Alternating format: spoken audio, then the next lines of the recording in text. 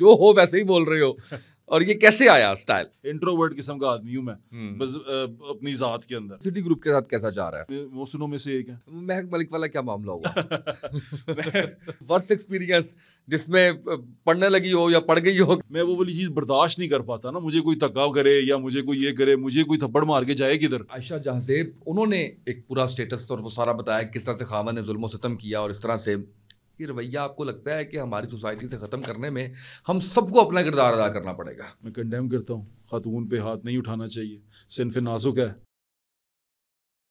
बिस्मिल्लाहिर्रहमानिर्रहीम, अस्सलाम वालेकुम। मैं हूँ उसामा तैयब और आज मेरे जो मेहमान हैं उनके साथ जो मेरा पहला तारुफ था, मुलाकात का मैं आपको बाद में बताऊंगा, लेकिन जो तारुफ था वो इस तरह से था कि टीवी चल रहा था और अब तो खैर अरसा गुजर गया कोई केबल पे चैनल देखते हुए, तो हमने देखा कि एक नौजवान माइक हाथ में पकड़े हुए इतने शानदार लहजे, पूरा लाहौरी लहजे के अंदर इतना शानदार गुफ्तगू कर रहा है।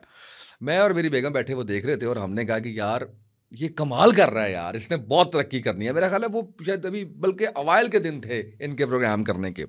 तो यकीन करें हम तब से दोनों इनके फ़ैन हैं और आज के दिन तक हम इनके फ़ैन हैं। और मेरा ख्याल है कि बड़े कम लोग हैं जिनका मैं फ़ैन हूँ और जिनको मैंने कहा भी है, ऑन ऑन कैमरा का है, इसको तस्लीम किया है। मुझे इनका स्टाइल बड़ा ही पसंद है, जिस तरह से ये करते हैं। हमने जब ट्रेनिंग की तो हमने अपने पंजाबी एक्सेंट को ठीक करने की बड़ी कोशिश की, हमारे उस्तादों ने बड़ी कोशिश की, वो खैर ठीक तो आज भी नहीं हुआ और काफ़ी मेहनत की हमने। लेकिन ये इनका कंटेंट स्ट्रांग होता है, लेकिन इनका जो लहजा जेन्युइन है ना, मुझे उसका मज़ा आता है।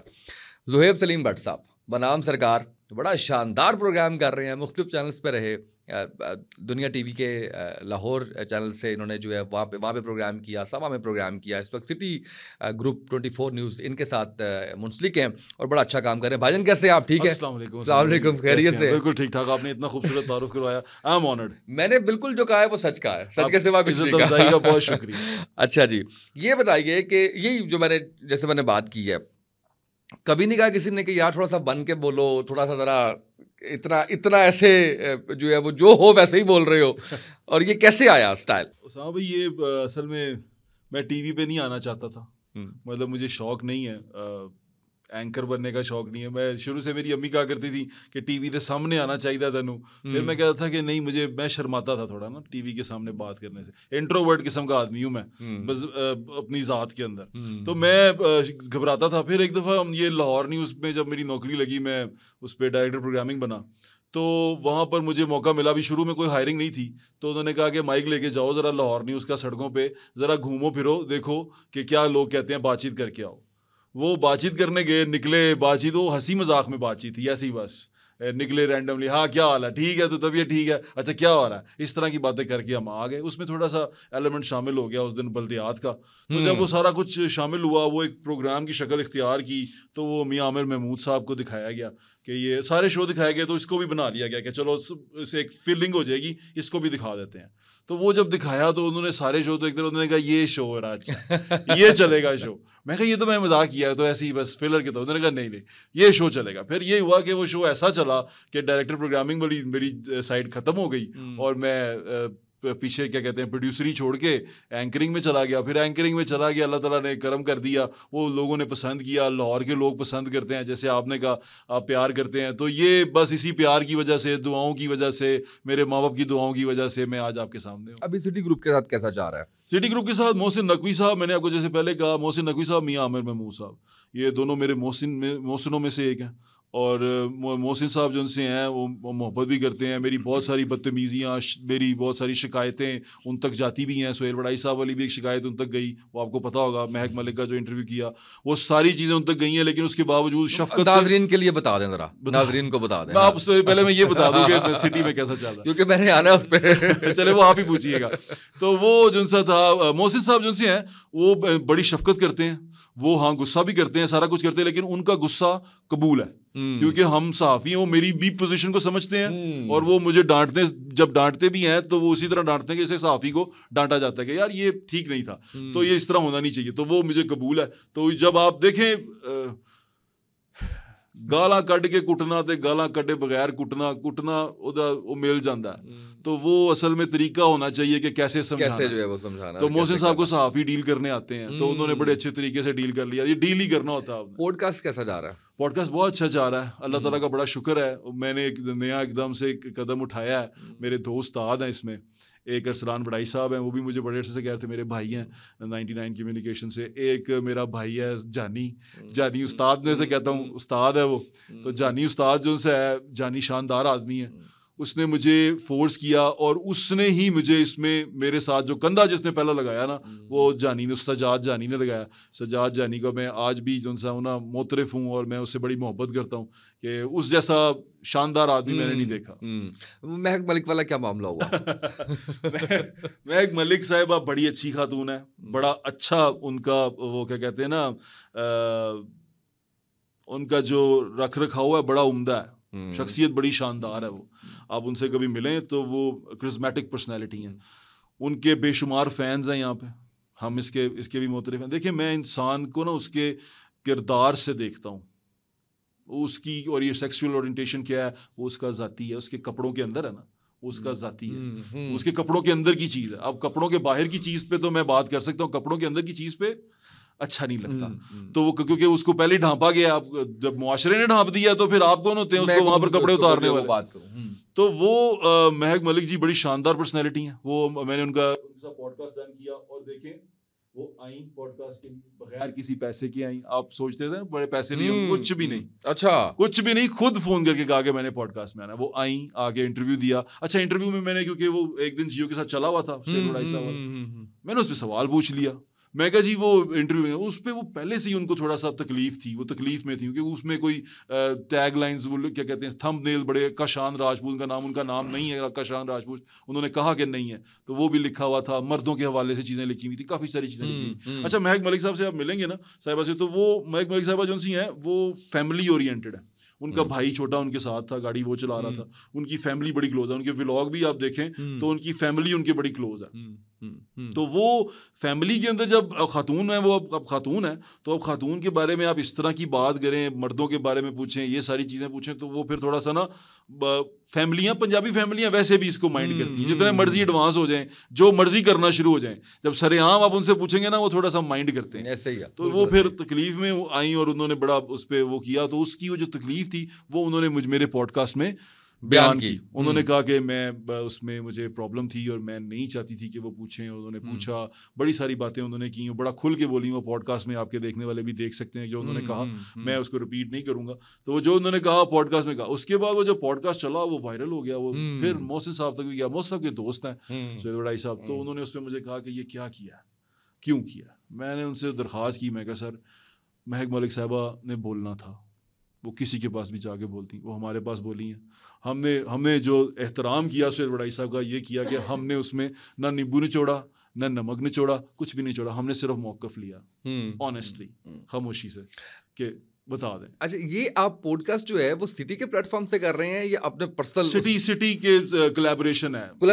अच्छा, यानी कि मैं उनके साथ ही हूँ, मैं उनका हूँ, तो फिर ऐ भी होना था जो मेरा होना था। अच्छा, ठीक है। अच्छा, तो फिर जो मेरा है वो मोहसिन साहब का। बिल्कुल ठीक है। तो उन्होंने फिर कहा कि चलें, बातचीत हो, रफा दफा जो है वो उन्होंने कहा कि एहतियात करो। अब तक का सबसे बेहतरीन शो जो आप समझते हैं कि यार ये मुझे मजा आया कि यार ये मैंने बड़ा शानदार काम किया, वो चाहे पॉडकास्ट है, चाहे रोड शो है, चाहे किया तो है वो, मैं बार बार उसके बारे में थोड़ा सा कम बात करता हूँ। वो एक नेकी है, वो बताता इसलिए हूँ कि लोग वो नेकी कर सकते हैं, छुपाता इसलिए हूँ कि कहीं ये ना हो कि शौकी बन जाए, तो इसलिए मैं उसके बारे में थोड़ा सा ना वो रहता हूँ। वो ऐसे है कि हमने किसी की मदद की, और ऐसी मदद की कि वो टीवी पे भी दिखाई है। चले उसके बारे में, एक दूसरी के बारे में आपको बता देता हूँ कि हम अंदरून शहर में ना बरसात का मौसम था, घर गिरे थे, कुछ छतें गिरी थी, तो गवर्नर थे अपने जिनसे वो हैं सरवर साहब, चोई सरवर साहब, वो वहाँ पर गए, तो हम भी वहाँ चले गए। अब मेरा तरीका ये होता है, मैं बड़े आदमियों के पीछे होता हूँ, मतलब मैं कभी उनसे सलाम दुआ करके आगे नाल चलना पसंद नहीं करता। मैंने कैमरा ऑन किया और मैं उनके पीछे बता रहा था कि गवर्नर साहब अभी इस गली में घुस रहे हैं, प्रोटोकॉल चेक करें, लोग चेक करें, गवर्नर साहब आप यहाँ गरीबों से मिलने जा रहे हैं, इतनी बड़ी गाड़ी पीछे खड़ी की हुई है और वो आगे खड़े होके बातें कर रहे हैं। इस तरह मैं रिपोर्टिंग कर रहा था। रिपोर्टिंग करते करते हमें घर में भी चले गए। गवर्नर साहब गली से करते करते छोटी गलियों में अपनी बड़ी लैंड क्रूजर लेके आए हुए थे, और लैंड क्रूजर लेके निकल भी गए, प्रोटोकॉल भी लगा। इतने में अम्मा जी ने मुझे आवाज़ दी, वे बाट। मैं पीछे मुड़ के देखा, मैं कहा जी माँ जी। उन्होंने कहा वो मैनू गवर्नर ना मिलना सी, मैनू गवर्नर ना मिलना सी। मैं कहा माँ जी, मैं हाथ फड़िया, मैं अगे ले गया तो गवर्नर जा चुका हुआ था। फिर अम्मा जी ने जरा दुखी होना शुरू हो गई, रोना शुरू किया। मैं की होया? उन्होंने कहा पुत्र मेरा घर डिग्गा है ते मैं बड़ी परेशान हाँ, तो मैनू वो घर जिहड़ा ना वो मेरी छत जिहड़ी वो डिग गई है। मैं कहा चलाओ मेरे नाल। मैं अम्मा जी के साथ अम्मा जी की छत, वहाँ कोई 1.5 मरले का घर था, 1.5 मरले का घर होगा। उसकी तकरीबन आधे मरले के ऊपर एक फ्लोर पड़ा हुआ था और आगे ना टूट सारी जगह गिर गई हुई थी। वहाँ अम्मा जी ने ना एक छोटी सी टीन के डब्बों में ना चुग्गियाँ डाली हुई थी, चुग्गी सी डाली हुई थी, उसके अंदर वो रहती थी, वहीं उनका टॉयलेट था, वहीं वो सारा कुछ वहीं था, वो बाहर ही रहती थी। सर्दी गर्मी उन्होंने बारिश में वो टीन की छत के नीचे रहना था, बेटा उनका अंदर रहता था। मैं जब वो देखा तो एक दफ़ा ना बंदे का दिल पकड़ा गया। बुजुर्ग थी ना, अपनी माँ याद आ जाती है।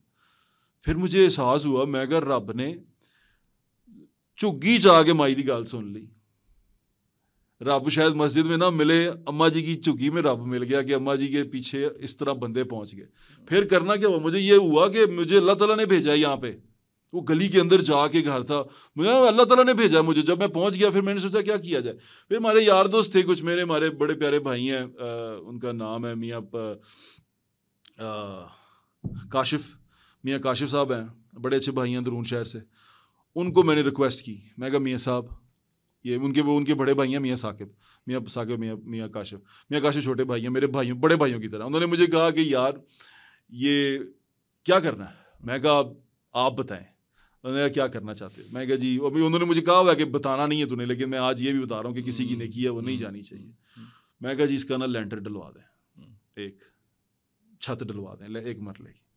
भाईजान ईद से पहले पहले ना छत डल गई, वाह, पूरी छत हो गई, कंप्लीट हो गई। उसका वो प्लस्तर श्लस्तर हो गया ईंटे के साथ। छत एक छत जो सी है ना वो प्रॉपर वो डाल दी गई, पूरी हो गई। अब जब छत डली है तो मुझे वॉल सिटी वालों का फ़ोन आया कि यार ये छत तुमने डाल दी है, तो हमने भी ये अप्रूव करवा लिया था। मैं कहा आप तो लेट हो गए, हमने तो डाल दी। उन्होंने कहा छत तो क्या करना है, तुम एक काम करो, इसके पैसे ले लो हमसे, जितने की तुमने छत डाली है, लेंटर के पैसे हमसे ले लो क्योंकि ये अप्रूव है। मैं कहा अप्रूव क्या है। उन्होंने कहा एक लेंटर डालना है। मैं कहा इसके ऊपर डाल दें। वाह वाह, मैं कहा इसके बच्चे हैं अम्मा जी के, वो आ जाएंगे तो उस हमने 2 स्टोरियां डाल दी, उनकी बेटी वगैरह बच्चे सारे वहाँ पर। अब दूसरा जब अम्मा जी से मिलने गए, घर देखा, लेंटर पड़ा देखा, बड़ी खुश हुई, टीवी पे भी दिखाया तो वो अम्मा जी बड़ी खुश थी। फिर उन्होंने मुझे जहन में एक बात आ गई कि गवर्नर को मिल नहीं सकी थी। हमारा शो था गवर्नर के साथ, चॉइस सर्वर के साथ, हमने ईद की रिकॉर्डिंग डन की थी। मैं अम्मा जी को गाड़ी को बिठा के गवर्नर के घर ले गया, उनको पूरा गवर्नर हाउस दिखाया। गवर्नर हाउस दिखाने के बाद गवर्नर साहब से मिलवाया। गवर्नर साहब ने भी सिर मथा चुम्या होना था। फिर गवर्नर साहब ने थोड़े पैसे दिए, वो भी हमने उनके घर के ऊपर अंदर उसकी जो उसमें आए थे लागत उसमें लगा दी है। तो ये कि हुआ कि फिर मुझे जब वो अम्मा जी गवर्नर से मिलके खुश हुई, वो इस तरह हुआ, मेरे लिए बड़ी खुशी की बात थी। मुझे ऐसा लगा कि यार ये हो सकता है। फिर उसके बाद इसी तरह एक घर और गिरा हुआ था, हम वहाँ पहुँचे, वहाँ छत गिरी हुई थी, हमने पहुँच के मैंने भी इसी तरह 3-4 दोस्तों को फ़ोन किया, ताजर थे, उन्होंने पैसे भेजे 50-50 हज़ार, वो 4 लोगों ने भेजे, 2 लाख बना, 2 लाख उनको पकड़ा दिया कि ये लो ये छत गिर गई है, इसको ठीक कर दो। ऐसे करके हमने 3-4 जगहों पे ना, फिर इसमें मुझे बड़ा मजा आना शुरू हो गया, छोटी सी नेकी की तरह। बच्ची की शादी है, किसी के साथ मिलके उसके लिए काम कर दिया, खुद कर दिया, अपनी जेब से कर दिया। जब हम ये सारा कुछ करते रहे तो दिल को बड़ा सुकून हुआ। आजकल हम थोड़ा सा रुके हुए हैं क्योंकि आजकल सिचुएशन जो सी है वैसे ही अजीबो गरीब हुई भी है, तो आजकल नहीं कर रहे, लेकिन हम ये कर रहे थे। तो ये मेरे लिए बड़ा खुशी माशाल्लाह माशाल्लाह, अल्लाह ताला ने इसमें बड़ा जज़ाए खैर दे, कबूल करे। ये अल्लाह ताला ने कबूल कर लिया ना तो मैं वहां पहुंच गया। मुझे मेरी वो ना, उससे पहले मेरा घर का लेंटर नहीं डाल रहा था, थोड़े से पैसे लगने थे। जब वो अम्मा जी का लेंटर डाल गया ना, मैं अपने लिए पैसे जोड़ रहा था, तो अम्मी मेरी कहती हैं कि अपना लेंटर भी पाला। मैं कहा मैं पाया, मैं कहा रब ने पाया, मैं नहीं पाया, अपना नहीं पाड़ा। अम्मा जी का डल गया, अपना नहीं डल रहा, डल ही नहीं रहा ना, कैसे डलेगा जब तक रब का हुक्म नहीं होगा। तो उसका हुक्म होगा, उसकी मर्जी होगी तो सारा कुछ होगा। वो मैं नहीं कर रहा था। वो आप समझे ना, मैं ताकतवर हूँ या मेरे हाथ में सारा कुछ है, नहीं, मेरे पास कुछ भी नहीं था। मैं सिर्फ एक वसीला था जो वहां तक गया और जो दूसरे लोगों को वहां लेके वहां तक पहुंचा। वाह वाह वाह, क्या बात है।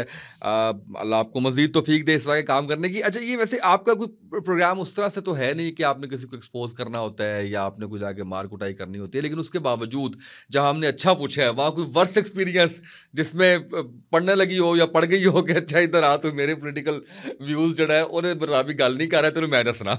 वो ऐसे होता है, हम सोशो पॉलिटिकल करते हैं, हम हल्के की बात करते हैं, बुनियादी इंसानी हकूक पे बात करते हैं, छापे छुपे ये जो है मैं मार सकता हूँ पर मैं मारता नहीं। मेरा कोई शो का पैटर्न डिसाइडेड नहीं है कि ये मैं बनाम सरकार हूँ वर्सेस द स्टेट है तो हम उस पर बात करते हैं। लेकिन मेरा मकसद ये है जो मैं करना चाहता हूँ, एक बुराई है ना उसको रोकने के लिए एक इदारा बनाया गया, जैसे इंक्रोचमेंट है ना उसको रोकने के लिए इंक्रोचमेंट का इदारा है पूरा, एंटी इंक्रोचमेंट सेल है। थेफ्ट है ना, एंटी थेफ्ट पूरा डिपार्टमेंट है। पुलिसिंग, अगर कोई क्रिमिनल एक्टिविटी हो रही है तो पुलिस का पूरा डिपार्टमेंट मौजूद है। मेरा काम ये है कि ये एक चीज हुई है ना तो इसका मतलब ये लोग काम ठीक नहीं कर रहे। आपके घर में खाना अच्छा ना पकड़ा हो तो जो इल्जाम होता है ना, कितना प्यारा बोला ना, पकड़ा हो, कितना प्यारा लाहौर वाला बोला है, बड़ा मजा आया मुझे।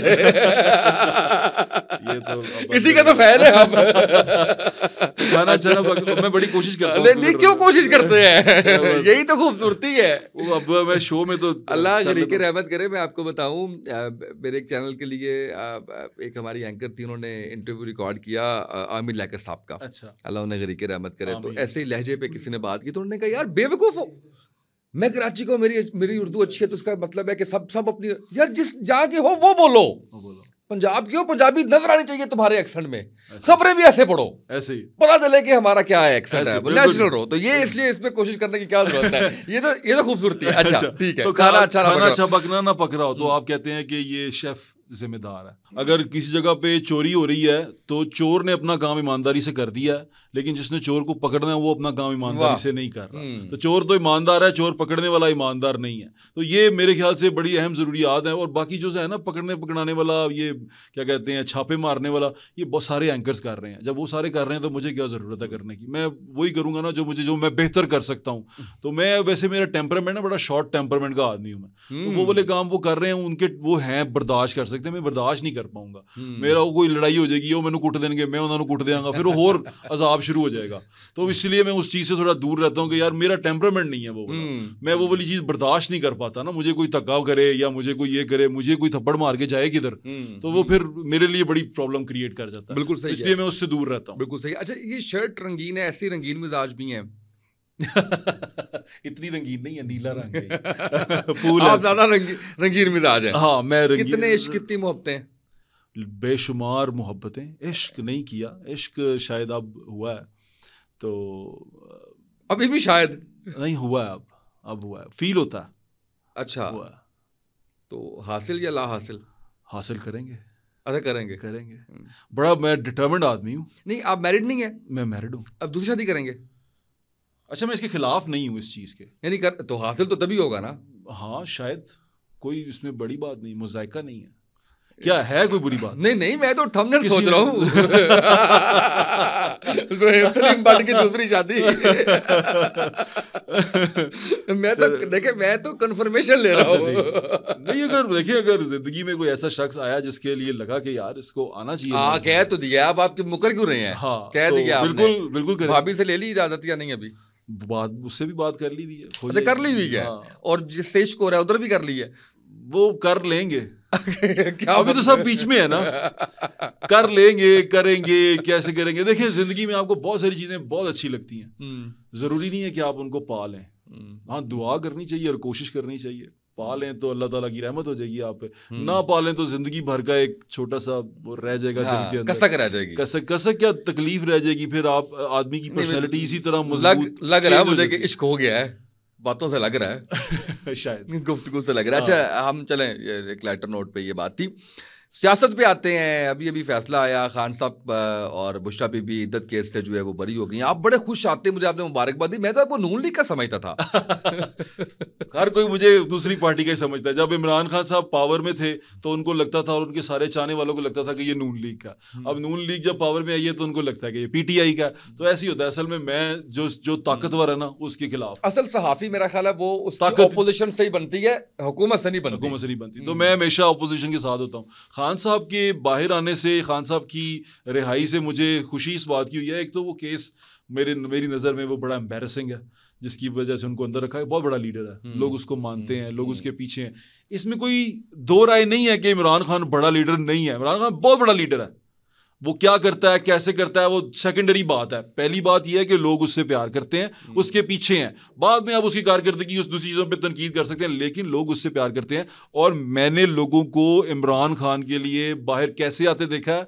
2024 का इलेक्शन हो, इमरान खान की तरफ से जो लोग खड़े थे, पीटीआई की तरफ से खड़े थे, उनको लेने के लिए गाड़ियां भी नहीं आ रही थी। वो लोग बेचारे कई तो जेलों से इलेक्शन लड़ रहे थे।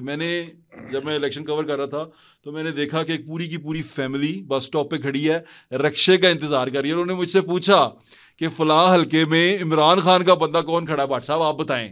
और वो मुझे समझ रहे थे कि वो मुझे समझते मैं इमरान खान के खिलाफ हूं, लेकिन उन्होंने कहा हुन तुसी दसोगे नहीं। मैंने उन्हें बताया मैं कहा जी सलमान अकरम राजा साहब खड़े हैं, उनका इंतखाबी निशान ये है और आप ये इसमें जाना आपने। उन्होंने जब मुझे अपना दिखाया मैंने उनको रास्ता भी गाइड किया। और वो यकीन करें पैसे दे के रक्शे वाले से रक्षा तय करके, यानी कि 2 रक्शे छोड़े के वो ज़्यादा पैसे मांग रहा था, तीसरा रक्षा जो मुनासिब तय हुआ उस पर वो गई है। अब ये डेडिकेशन आपको पहले कभी देखने में नहीं मिली। मैंने अपने सहाफती करियर में ये डेडिकेशन वोट डालने के लिए नहीं देखी। मैंने लोगों को इस तरह इस डेडिकेशन से, और वो भी फैमिलीज को।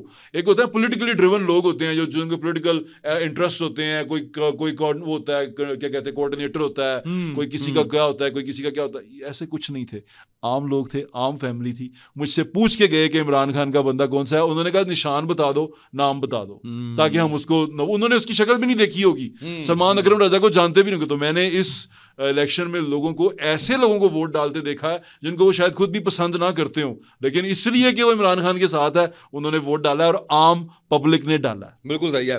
अच्छा, क्या किया आपके चैनल ने? 95% खवातीन को जाहिल करार दे दिया। मेरे चैनल है, आपके चैनल, पुराने आपके चैनल ने, पुराने आपके चैनल ने। और दूसरा वो कह रहे हैं कि वो जो खातून थी वो भी प्लांटेड, इसलिए छोड़ दिया मैंने इसको।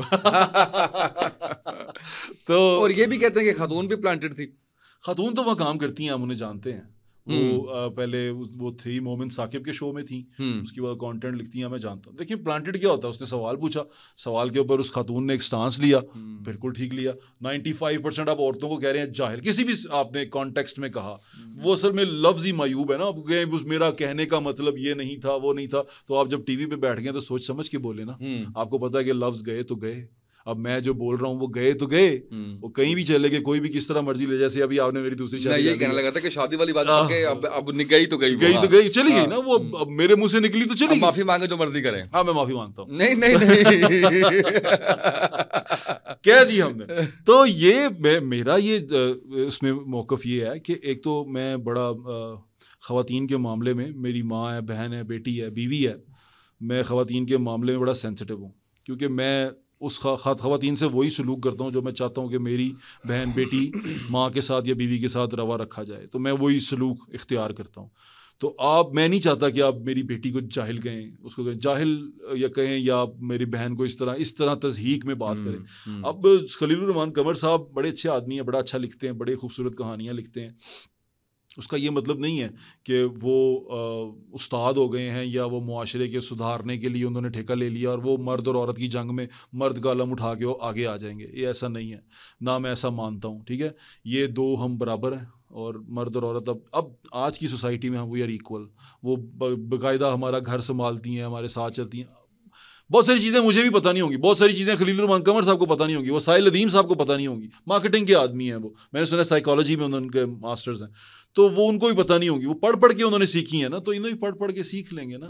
जाहिल करके डिस्करेजमेंट उसकी वो एक अच्छी चीज़ नहीं है। और खातून ने क्या, आपने कह दिया जाहिल, वो बच्ची कह रही है कि आपको इस पर सॉरी होना चाहिए, क्योंकि टीवी के ऊपर है ना, आप एक मीडियम के ऊपर है, तो यू शुड बी सॉरी।